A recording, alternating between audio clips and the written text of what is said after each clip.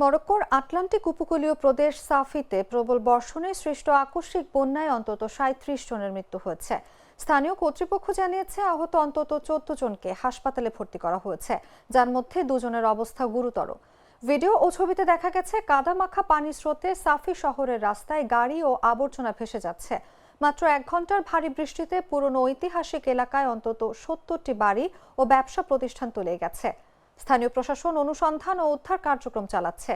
ক্ষতিগ্রস্ত এলাকা নিরাপদ করতে ব্যবস্থা নেওয়া হয়েছে এবং বাসিন্দাদের সহায়তা দেওয়া হচ্ছে।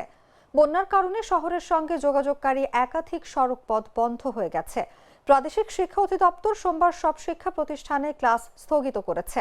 স্থানীয় আবহাওয়া বিভাগ মঙ্গলবার দেশ জুড়ে আরও ভারী বৃষ্টির পূর্বাভাস দিয়েছে। মরক্কো দীর্ঘ ৭ বছরের খরার পর এখন ভারী বৃষ্টি ও তুষারপাতের মুখে পড়েছে। ২০২৪ সাল ছিল দেশটির ইতিহাসের সবচেয়ে উষ্ণ বছর।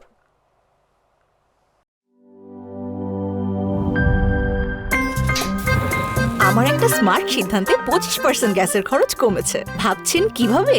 সাধারণ গ্যাস স্টোভ বদলে আমি এনেছি আরএফএল গ্যাস স্টোভ। এর সাইন্টিফিক নজল ও ব্রাস বার্নার ক্যাপ সমানভাবে তাপ ছড়িয়ে রান্না করে দ্রুত, তাই গ্যাসও বাঁচায় 25%, টাকাও বাঁচে 25%। আরএফএল গ্যাস স্টোভ নিরাপদ ও গ্যাস সাশ্রয়ী।